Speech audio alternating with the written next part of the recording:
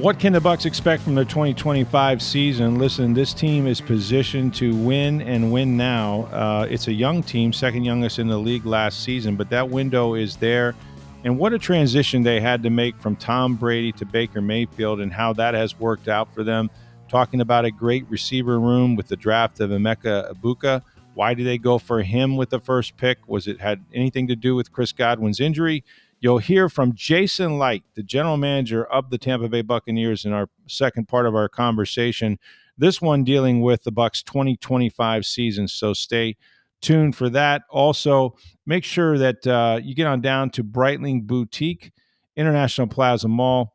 Check out the beautiful watches they have, men's and women's watches. You're going to get one of the best timepieces you've ever seen. Now, this is in the center of the mall, second floor. It's a beautiful store. You can learn about those watches. They've got the Navitimers, the Chronomats, watches for your wife, for your girlfriend. These are sport watches that are durable and absolutely beautiful, and you can choose from just an array of different colored wristbands. And they've been celebrating the NFL's 104th year anniversary with the 32 team watches while supplies last. That's the key. If you go to tampabay.com and you'll see the Buccaneers team watch.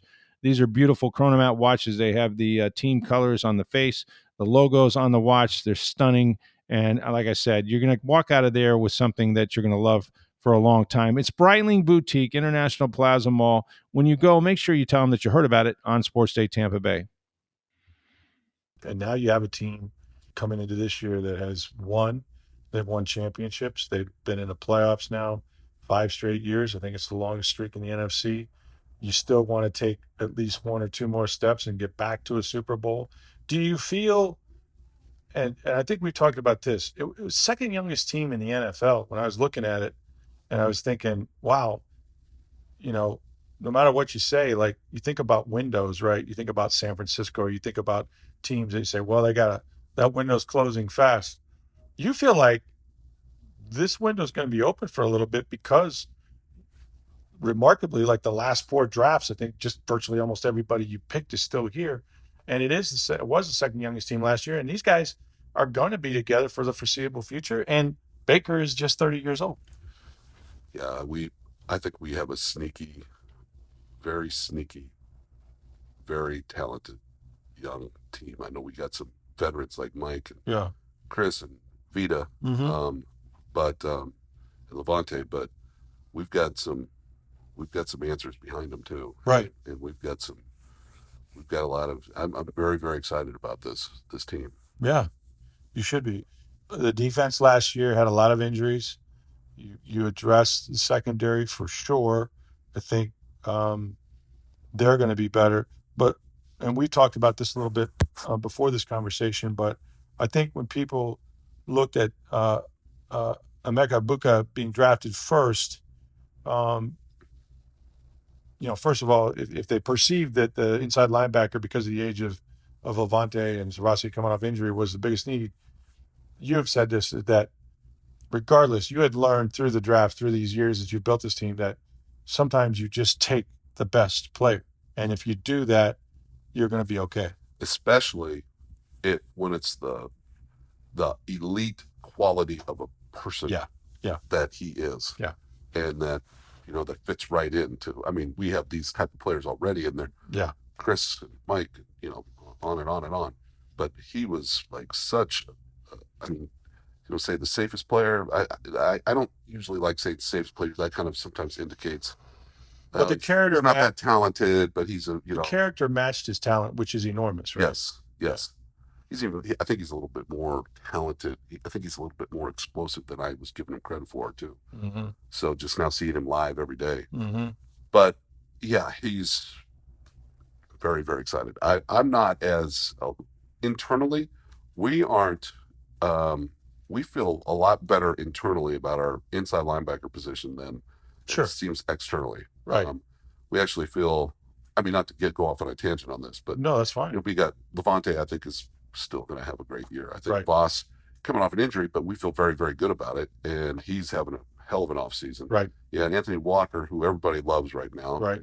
Deion Jones has been really, really good for us, and he's a former Pro Bowler, and he's probably our most athletic. Right. Fast. Especially in coverage, right? Especially in coverage. Yeah. And then we've got these 2 undrafted free agents that are they're fighting for a spot already. Nebraska and Iowa. So we like our options right there. But get back to Emeka. We took him because we think he can add it. We didn't take him because we felt like we have to take a receiver because the Chris is coming off uncertainty an of Chris's injury, Yeah.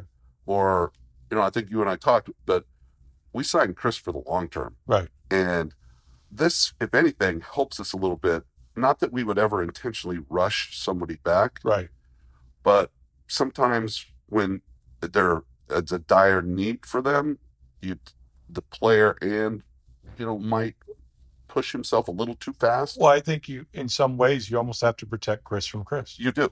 Totally have to. Because he will go out there at whatever % he is because he wants to be in with his guys game one, like he did 2 years ago or 3 years ago in Dallas. 100%. Yeah. 100% with him. And which is at the same time why you bet on him. It's why he's Chris. Yeah, it's why he's Chris. Yeah. But now we're hopeful that it's week one, but there's nobody that can guarantee that. Exactly. Nobody can guarantee that. Yeah. And so we'll see how it goes over the summer. But now, if we still need, if it's the situation arises where he has to sit out a couple games, we're going to be okay. Yeah. I mean, we'll be better with him, but we'll be okay. But we want to have Chris for the next 3 years. Right. Right. No, that makes sense. Getting back to the linebackers, I think the really good teams, if you lose your starter, and this is at any position, but especially, since Levante is in his 100th season. But if you lose a starter, if you have to go, and this was true at corner last year, I think, for you guys, but if you're going from experienced vet all the way down to a guy who hadn't been on the grass in the regular season, that's how you can get in trouble as a football team. Yep. For you to have an Anthony Walker that's played that many seasons and a Deion Jones at high level, if you have to go to those guys, it ain't a big thing because they played so much football. Right. Yeah, the experience always helps there. Yeah. Yeah. I mean, it really, and I think that's what good teams have, right? The luxury of, okay, we got a really good player here, but if we lose them, we're not falling off the cliff here and not knowing what we're going to get on Sunday. So agreed. That's a big part of it. You did a lot of work on the defense. I know you're happy with the two corners. They flashed out here. We'll see, Morrison continues to build up his strength and get in shape.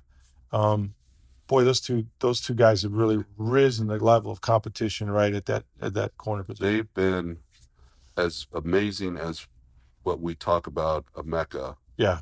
And I know Todd's come out and talked about how smart he is. You can plug him in any of the positions on wide receiver, and we're good. Yeah. Those guys have been as equally as impressive. Just really have. It's been fun to watch. I mean, I don't want to already stamp them as We're not going to put them in the Pro Bowl yet, but yeah. We feel very, very good about them helping us out a lot this year. Now plus the addition of Zion's having an amazing offseason as well. So yeah, it's there's not going to be very, very few teams I think have 3 young corners that. I would agree. It's rare. It's rare. That much talent. Yeah. Right now, I don't want to. Yeah. Yeah, they haven't played a game. I understand, but they are, like I said. I think one would have been a first-round pick if not for his hip injury at Notre Dame his final year. I mean, yep. He has that kind of talent, and he made those kinds of plays. A couple more things about this team is just your ability to run the football now. We talked about last year's draft and how good it's been really the last few. But when you got those big guys up front and you drafted Graham in the first round last year and what he brought to you, you're an offensive line guy. You've always had success finding these guys, whether it was Division 2, 3, whatever. But what does it feel like to have 5 guys coming back and they were the top 4 rushing team in the league, and you have pretty much, I mean, if you want to go further than that, the whole offense coming back that's averaged 29.5 points. It feels awesome. It feels, I mean, I'll take a flashback to the first, half a decade I was here. Yeah. And you covering the team and you and I talking. And I mean, it was my dream to one day have 5 solid starters like we have right now that you arguably could potentially be the top unit in the NFL. I mean, Yeah, it's no, not they're right there. it's not crazy to say, No. they're right up there. Yeah.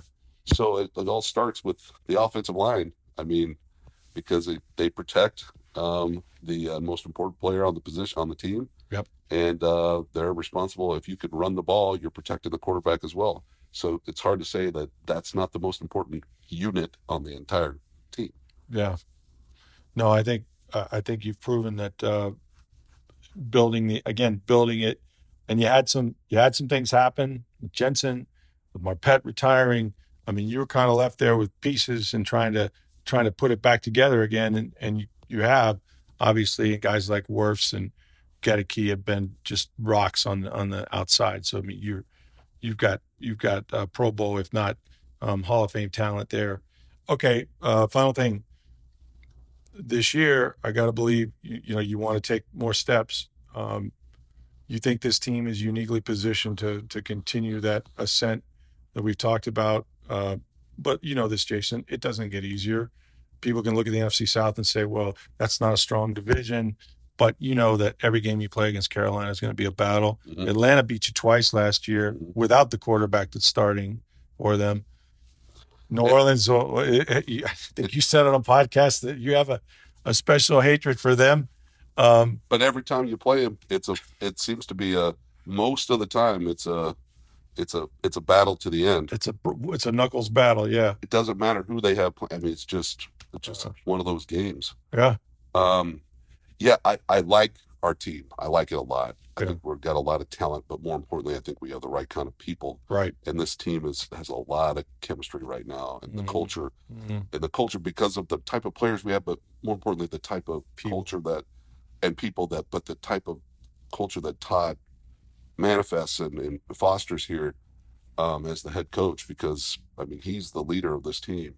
I'm very, very excited now. Like you said, we play some tough games, so I'm not trying to throw a caveat in there, but it's I like the way we're positioned. Why do you think? Final thing. Why do you think that? And from my perception of how he's sort of received, or maybe not acknowledged as much.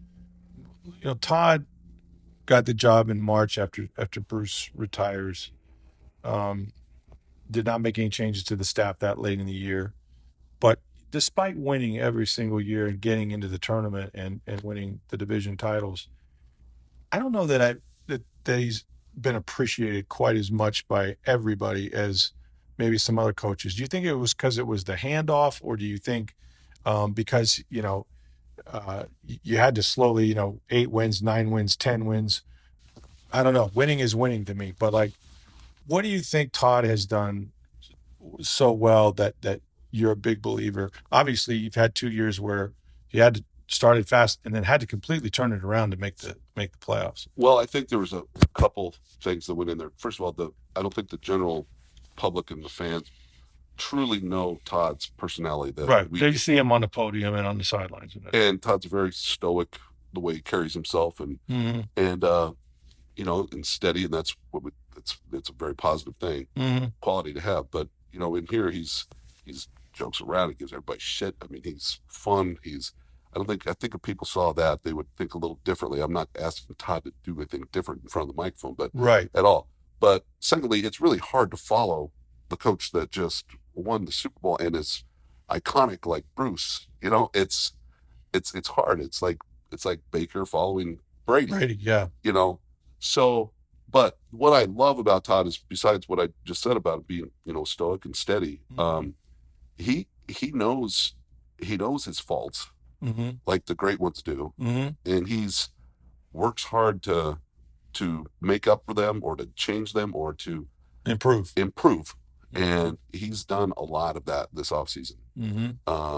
It was like I told him, time management. I told him Andy Reid wanted to get run off as the Eagles head coach back in the mid 2000s for those things, and then boom, he brought in somebody to help him with it, and now nobody talks about it anymore. Maybe one of the best coaches of ever all time. Yeah. So, and Todd's is willing to improve and wants to do things to improve, make some changes here and there. Yeah.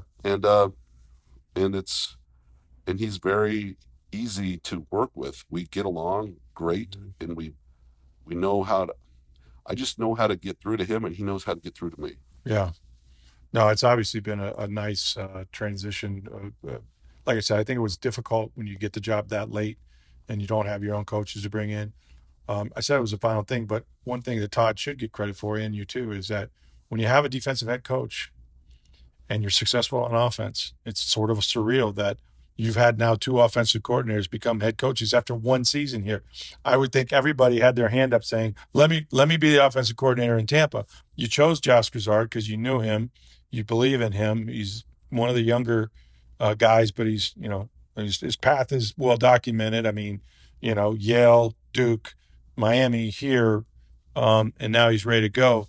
But that's hard to navigate too when you have a defensive head coach. If you're successful, those guys, and now Detroit has to experience this year, and that's sort of football, right? That you just have to, and Todd has to be a big part of that. Is that he's got to find those guys, and you got to find those guys that can keep you sort of going on the right level, right? Yeah, that wasn't an easy thing. Todd needed last few years has needed a break after the season. You too. Myself too. I haven't been at the Senior Bowl in a couple of years now. But you know what? My scouts have done a great job there, so maybe you don't need to go. Maybe I don't need to go anymore. That's right. I know John Harbaugh has gone through it, just losing coordinators, lost both coordinators to Detroit this year. It means the good thing is it means you're choosing well. The bad thing is it means you got to choose well again. Yeah, exactly. But it'll be fun to see how Josh puts it all together. Well, look, I appreciate the time. It should be a really interesting season. Good luck on the 50th anniversary stuff. We've got Simeon Rice going in the Ring of Honor. There's going to be a lot of things to look forward to. So, all right, my thanks to Jason Licht for all that conversation. I really enjoyed sitting down with him as I do every year. He is, like many of us, on vacation off to fabulous places across the world. So I'm sure he's going to enjoy his vacation. And before you know it, man, we'll be back at training camp. We do have some mailbag questions we have not gotten to this week, so let's do that now. All right, we'll start with Chef Aaron, who asks, would you say the only way the Bucs season is considered successful is an NFC championship appearance or more? I hate to put parameters on it because a lot of that assumes that everything is going to go well, and what I mean by that is, okay, let's say you win the wild card round, or if you play in that round, and then you go to a divisional playoff and you get in the fourth quarter and Baker Mayfield gets hurt, and you lose on a last second field goal with a heroic effort against, I don't know, the Philadelphia Eagles. Like, is that a disappointment? Well, yeah, but is it a failure? No. It's really hard without the evidence to say, what is success and what is not. Do I think that they think they should take another step or two? They do. I don't think they're going to be satisfied with winning the division. They've stated that it's not enough just to win NFC South. They've done it 4 straight times. They've been in the playoffs 5 years in a row. Okay. Now this quarterback, this is his 3rd season. It is the first season for Josh Grizzard as their offensive coordinator, but there's continuity at least within the system, so that's going to help them. And you got all 5 offensive linemen back. I think the key is going to be, what does the defense do? Are some of the changes they made, moving Tyke Smith to safety, is that going to work out? Is getting Savasier Dennis back at inside linebacker going to help you with your coverage over the middle? How much of an impact will Hassan Reddick have? I mean, they've made a lot of moves to sort of make this team whole. And, when you average almost 29 points a game, if you can maintain that and then improve your defense on top of it, I think you're looking at a successful season. But all of this is based on health. It's a war of attrition. The Bucs lost 4 games when they essentially were without, for the most part, Mike Evans and Chris Godwin until Mike came back. And so, injuries happen. They've had midseason slumps you need to avoid. And frankly, a better seed in the postseason would help you too, to have not just one playoff game, but how about if you had a high enough seed that maybe you're not playing in the wild card round, maybe you're the top seed in the NFC, or maybe you're hosting every game at home. So all of that sort of matters. But having said that, I think they have stated that it would be disappointing if all they do is win the division and maybe a playoff game and not compete for a Super Bowl. And to do that, you have to play in the NFC Championship game. I think this team is built for that. I look at the NFC and you never know who's going to come out of that pack. Obviously, Washington made a big step. We'll see if Atlanta is going to compete. They beat these guys twice last year with Kirk Cousins. What will they do with Michael Penix Jr.? I don't know how good Carolina is going to be, but the division's always tough. Those division games are tough because you're so familiar with each other. It's a brutal schedule. You win when you win the division, you get a first place schedule. You're playing San Francisco, you're playing Philadelphia, you're playing Detroit. All those top teams. In the NFC. So that's not going to be easy. But having said that, I think they've earned that right. That they've earned that status, and they should be able to compete with all of them. So again, I don't think it's fair to say, well, it's NFC Championship or bust. I do think there's an expectation to win the division and go deeper into the playoffs, and for them that means at least having a chance to play to go to a Super Bowl. So those are their expectations, and I don't think it's unrealistic. But again, to say something is a disappointment, you'd really need all the evidence. How did it end? Like, what was that last game? What transpired? Who got hurt? Who did they play with? All those things sort of matter. But yeah, as we sit here today with the roster the way it's configured, I think it's fair to say that this team believes it can play to go to a Super Bowl. They can get to the NFC Championship, and I don't think that that's an expectation that's unrealistic for them. Ali in the UK tweeted, "Who will lead the Bucs in sacks in 2025?" Well, it's an interesting question because if the Bucs are right, okay, it's going to be Hassan Reddick. And look, they haven't had a guy with double-digit sacks in quite a while. I think maybe Shaq Barrett was the last guy to do it. Yes. They've had Vita Vea lead them in sacks. They've had Kalijah Cansey lead them in sacks. They've had, I think, maybe Yaya Diaby. Guys are getting around 7.5, not even 8 sacks a season to lead this football team. They've had to use a lot of blitzing with their linebackers and their safeties and such. That's not traditionally how you want to get to the quarterback. You love, and Todd Bowles has said this, he would love to be able to rush 4. If you can rush 4, then you have a number advantage. They have 5 eligible, and you have 7 guys to cover them. So that's what you want.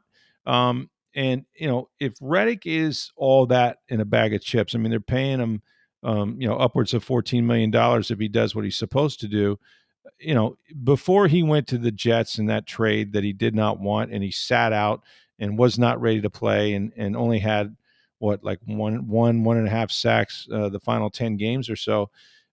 He had been one of the NFL's elite pass rushers. He averaged over 10 sacks a season there for about 4 seasons. I think he had 50 and a half sacks.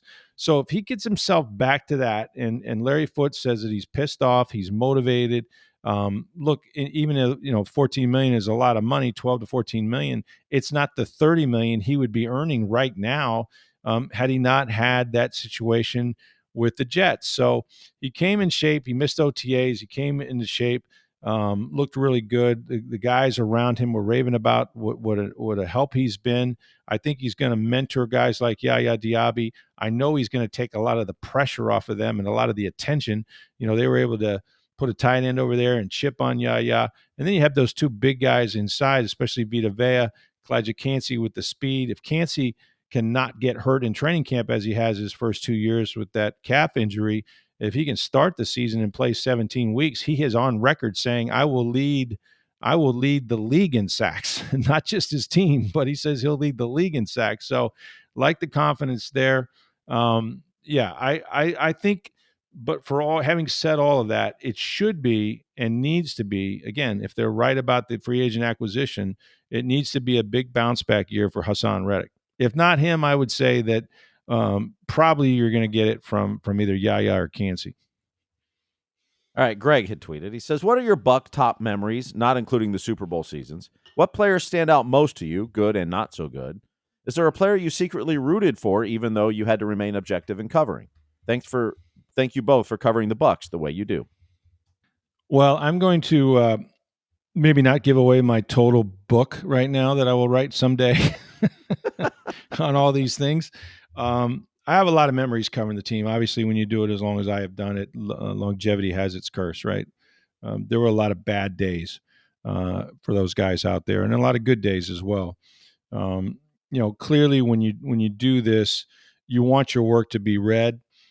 So when when the team you cover is relevant, and they were never more relevant than the Tom Brady years since I've done them, except going back to '02 and that.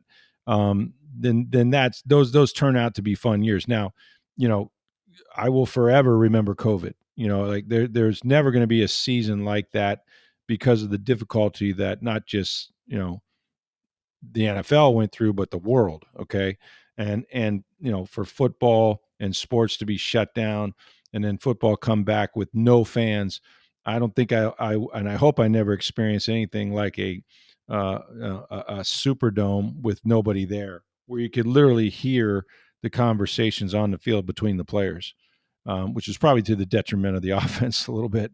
But there were some eerie, surreal type moments right during that season, including right up until the Super Bowl, where they had about, I don't know, 16,000 cutouts that fans could purchase and put their faces on it and put their dogs' faces on it. Some really bizarre things. But to that point, like that became one of the most memorable seasons ever because, we're going to the facility for practice every day. We're getting swabbed for COVID tests 7 days a week, even on the days they weren't practicing, so we could attend the games. Never had a one-on-one conversation or in-person conversation with Tom Brady or anyone on the Bucs that year. It was all done through Zoom, where we learned what Zoom was really capable of and not capable of. So, I think that because of the uniqueness and what the country was going through, what we were all going through, kids at home, it'll be hard to have a more memorable year, and not in a good way necessarily, but for the Bucs to come through and win a Super Bowl, I thought was extraordinary. I mean, look, I've been fortunate, and I've been everywhere around the world. And like I said, I'm not going to give away the book, but like, being able to go to Japan with the team that won the Super Bowl the next year was certainly fun. Following, I wrote a story called Sap, Sushi, and Rice, and it was Simeon Rice and Warren Sapp going to a sushi house in Tokyo. Just all those experiences in London, in Munich, which was incredible. I've been fortunate. I've been to the White House. I've had not just the normal tour, but a private tour with the head of the Secret Service that got us into the White House, and I stood behind the Resolute desk. And if you don't think I still have goosebumps for that, you're wrong, because a guy from Robinson Drive in St. Petersburg to be standing there is incredible. So there's a lot of memories, a lot of players. I did not root for players. I did like people that were good people to have good things happen to them, and I think the Bucs, when you're a championship team, there's no shortage of good people, right? Covering Tony Dungy's teams when they first started winning, and we'll be writing about this when we do the 50th anniversary book that we're going to do at the Times.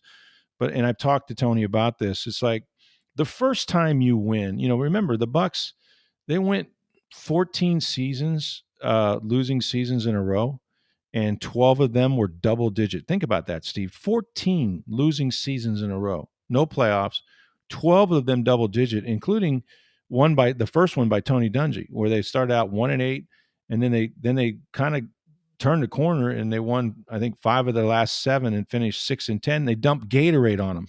They dumped Gatorade on the guy after he won his 6th game, because they knew they had turned the corner. And then the next year, boom, they started out 5-0. They're on the cover of Sports Illustrated, unbeaten, untied, unbelievable.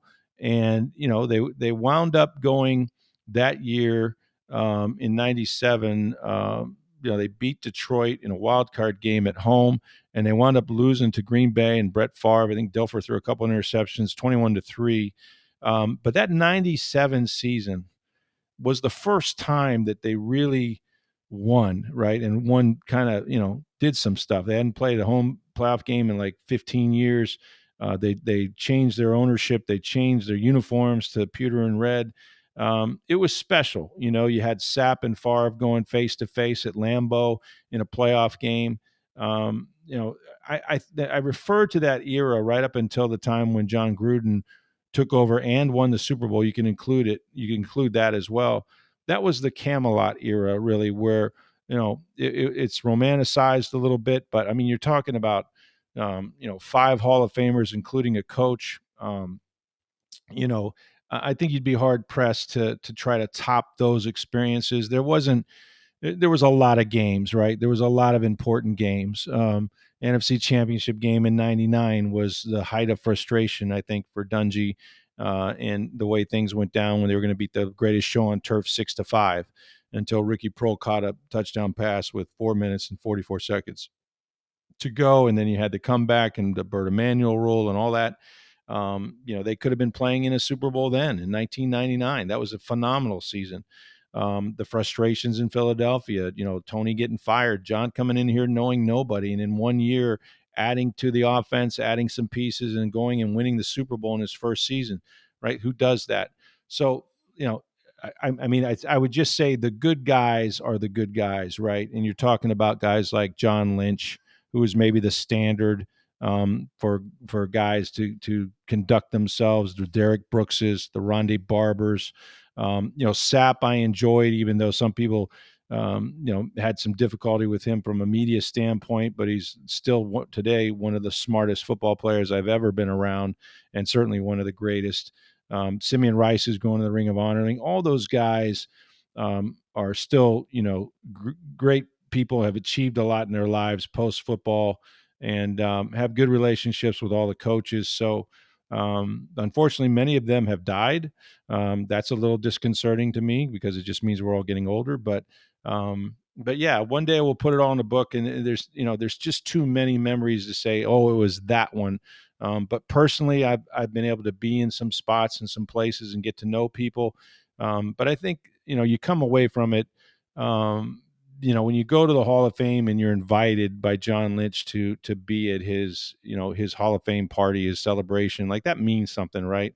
And again, I remember writing a story about John Lynch screwing up a fake punt that he called that he shouldn't have, and I mean, I had the whole team on my case for that one. So it wasn't like I was jaded by it one way or the other. When they messed up, we said so, but just too many good players and good people that I'm still associates with today. And I'd like to say, post career, probably closer than that, probably friends with many of them. So yeah, been fortunate. Like I said, wait for the book. I'll try to maybe rank the memories there, but that's just a sample of it. Garv had emailed. He says, the thing about being a fan is the emotional connection between said fan and the team he or she follows. One of the most joyful things about being a Rays fan are the celebrations after clutch wins, for sure.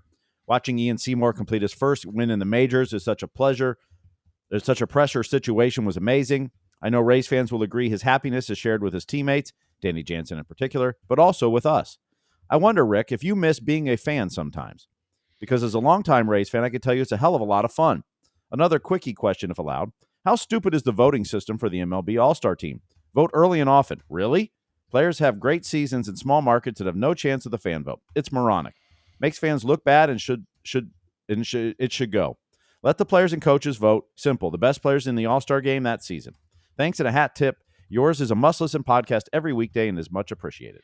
Appreciate you always. Yeah, I think the All-Star thing, I mean, there's no perfect answer. It is the fans' game. I think Major League Baseball wants to keep it that. Now they do weigh also selections from, I guess, I don't know if the players in the Pro Bowl, the players have a vote. I know the managers probably fill out the roster based on their needs. There might be a couple players that head to the All-Star game that way. Is it perfect system? No. I've always thought, no matter what you're talking about in sports, that bigger markets are always going to get the nod because they have more fans, right? And they have TV markets, and TV markets moves television and moves the revenue in that sport. So, there's a reason why if it's Sunday night baseball or Monday night football, you're going to see a lot of big market teams, playing because they have the most eyeballs on the product. And that's just the way business is.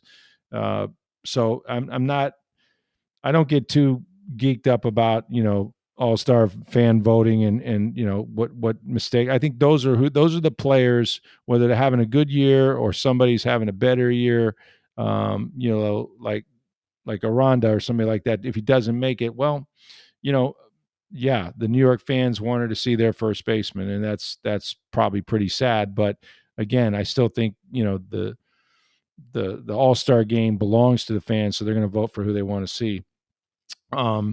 What was the emotional connection? It's interesting. I haven't done it for so long because it's kind of like, and believe me, we're not curing cancer here, right? We're not saving lives in the ER. But there has to be at some point sort of a desensitization for you to do your job and not be all in your feelings. Does that make sense? Like, I love sports. I played sports. That's why I got into sports writing.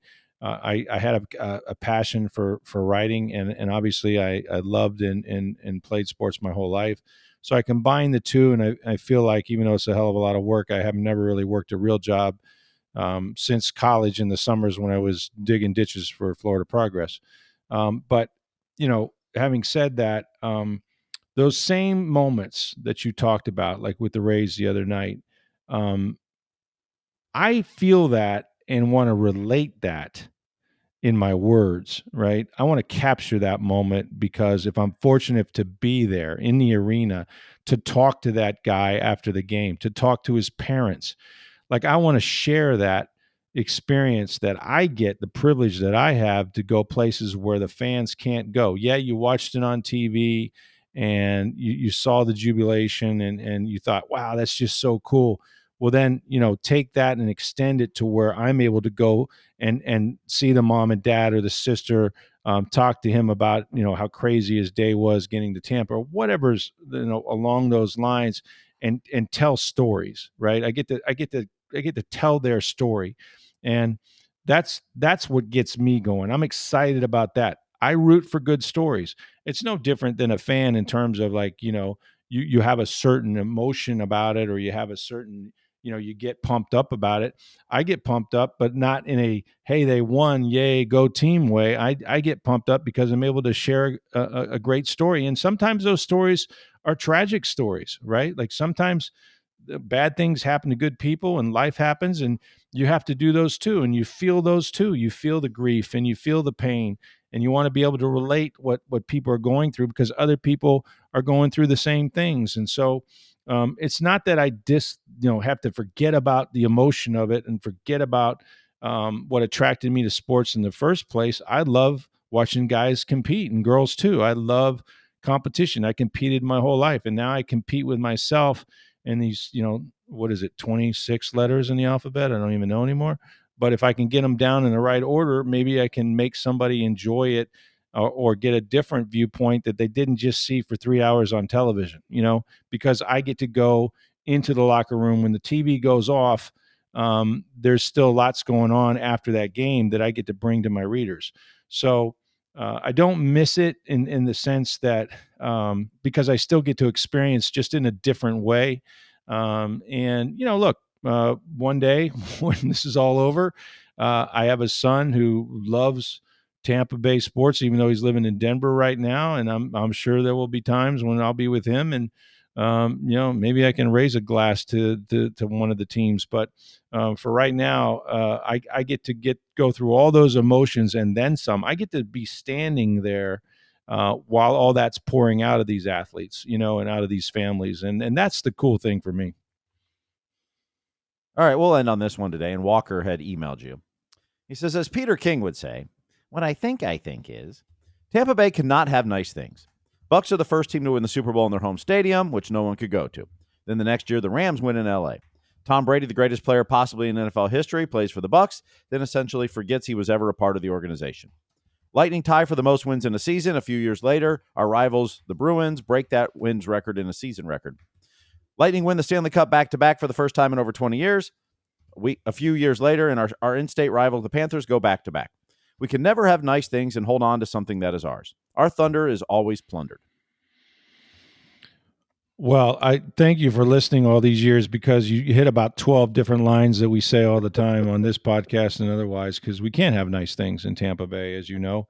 And that's just part of living here, I suppose. We do have nice things, though. We typically, although it's way too hot or getting way too hot now, we have pretty good weather. We have beaches, we have water, and all of that. And thanks for the Peter King reference too. Here's what I think. I don't think Tom Brady has forgotten he's part of this organization. I think he has to rightfully recognize that, the balance of his career, 20 years of it anyway, was played in one place with the New England Patriots, right? And so it would be like, I don't know, Derek Brooks going someplace for a year and winning a Super Bowl and saying he was a New Orleans Saints or something, and that, I mean, you would be happy for Derek. There's been other players. Doug Williams went on and, became the first black quarterback to win a Super Bowl. I think most people in Tampa felt really happy for Doug Williams, so guys will put on other uniforms. Doesn't make him yours, but I've never heard Tom do anything but rave about his time here in Tampa. I think he got to grow as a person. He obviously went through some awful things personally as well at that time, his third year with the divorce of his wife, the custody situations with his children. Those are emotional things that you and others that you love don't really recover from fully, I can tell you from experience. And so, they weren't always, rainbows and unicorns, but Tom kind of found his voice down here. He found that there was another way to win. And it didn't have to be the Belichickian no fun way. I mean, remember the Tommy and Gronky show that they would do, and the crazy laughs, and I think that Tom kind of found his voice a little bit that he wasn't able to use in New England. So I've talked to him. He's forever grateful that he made the decision to come to Tampa. And obviously it worked out not just great for him, but for the organization. But, he will be forever a Patriot. And in fact, when you talk about statues and things like that, they're going to unveil a statue of Tom in New England at Gillette Stadium or outside Gillette Stadium, wherever they put it, for the first preseason game this year.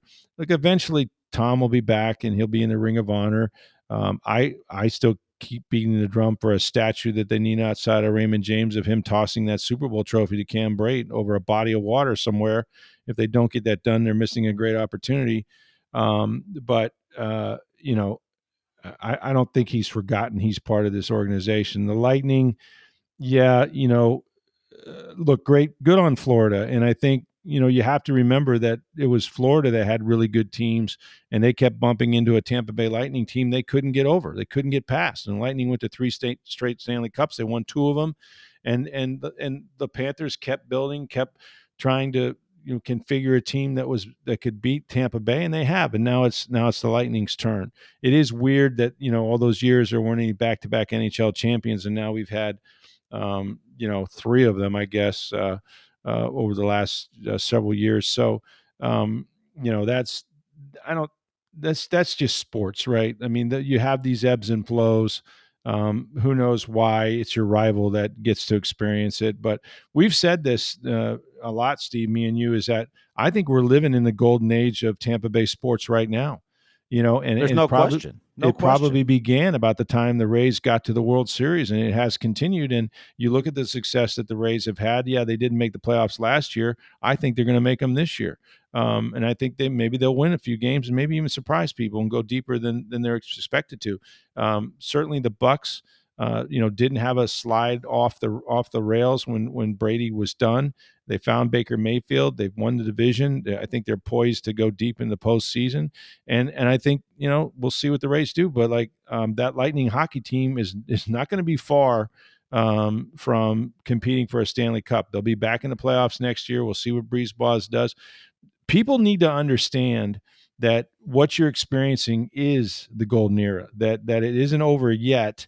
And yeah, other teams may win championships because you know what? Only one team can win championships. And that's, we said it at the time when this was happening to Tampa Bay that, hey man, it could be 100 years before anything like this happens again. When the Rays missed the playoffs last year in 2024, it was the first time a Tampa Bay pro team didn't make the playoffs, including the Rowdies, since the Bucs failed in 2019. Wow, that's crazy. Like that. I mean, this team makes this city has been spoiled with playoff berths every year. It really has. Rays not making it last year felt weird, and started this year, you thought maybe it was going to happen again, although now they're looking really good. Yeah. Still got over half a season to go, but Sure. the Lightning I think I saw Vegas has them as the 7th best odds to win the Stanley Cup next year. Mm-hmm. And granted, we haven't got through the draft and free agency and whatever trades are going to happen. Yeah, that may improve, yeah. The Bucs are the favorite in the NFC South again. Yeah. We One are of the absolutely favorites in the NFC. I mean, I've seen them, when people rank the top offenses or they rank the top teams, they're always in the top 3 or 4. No question. I mean, the Bucs started with how many losing seasons outside of 79? And as you mentioned, the 12 losing seasons in a row. I think they've had this streak of 12 twice in their 50-year history. 12, 14 straight seasons with no playoffs. Until the Rays made the playoffs in 08, they had 10 straight losing seasons. Not only that, they lost 100 games. Yeah, a lot. They only won more than 70 games one time before they went to the World Series. Do you believe that? It's incredible. Yeah. The Lightning were, early on had issues, and they won the Stanley Cup. Then you get the strike, the lockout, and everything changed in the salary cap and that, and they went through some bad ownership changed 2 or 3 times. Yeah. I mean, this is absolutely the golden age. I mean, when your teams make the playoffs almost every year, when you can almost count on we're going to make the playoffs. Yeah, every sport. Yeah. Your sport. I mean, talk to towns like Detroit for years. Well, now they're finally starting to turn it around with the Lions and the Tigers, and the Pistons look better. But how many years in a row did none of their teams make the playoffs? Yeah. None. I mean, and they have 4, including the Red Wings as well. Yeah. Well, if you don't think it's Tampa Bay, I have a boat parade you probably missed. Well, there was just one the other day, Wednesday, with the Tampa Bay Sun. That's what I'm saying. The Tampa Bay Sun, man. Oh yeah, 1:00 on Wednesday. They went down the river just like every other Tampa Bay team. So maybe it's coming back. Maybe the Sun will kick it off again. I think that I still credit Tom Brady, because everything happens when Tom Brady's around. Mm-hmm. Maybe you can get him back in the organization some way. He's with the Raiders now. But no, there's no question. I remember, because I grew up here, the years and years and years. You didn't have baseball, right? And then when they got the Rays, it was so exciting. And, other teams got expansion teams first. And then it was like 100 losses every single year. The Vince Naimoli years, the Larry Rothschild didn't have a chance. Lou Piniella didn't have a chance. And then Joe Madden shows up with a new ownership, and boom, you're in the World Series. I mean, and ever since then, they've been a top flight organization in baseball. And the Bucs, look, and we talked to Jason Licht the other day, 6 seasons with no playoffs. You don't usually come back from that, but they figured it out. They got it right. And now they're in it every year. You take for granted. If they didn't make the postseason this year, it would be an utter shock, And really, that's all you can ask for as a sports fan, is that your team is relevant, right? Is it relevant? Do they have a chance? And if you got a chance in the tournament, anything can happen. So I would just say, enjoy it. Don't be doom and gloom. Don't, I know we joke about we can't have nice things, and sometimes that's true. But for the most part, you'd be hard pressed to find an area where all 3 franchises are expected to win and make it to the postseason every year, like these 3 are. Make sure you go see our friends at Breitling Boutique, International Plaza Mall. They got the men's and women's watches for you. One of the best Swiss timepieces you will ever own is sitting there waiting for you at Breitling Boutique, and let them know that you heard about it on Sports Day Tampa Bay. Again, my thanks to Jason Licht and the time that you spent over these last 2 days for our listeners. Hope you guys enjoyed the podcast. Get your mailbag questions in each and every week. We appreciate all of you. Thanks for listening. For Steve Versnick, I'm Rick Stroud of the Tampa Bay Times. Have a great day, everybody.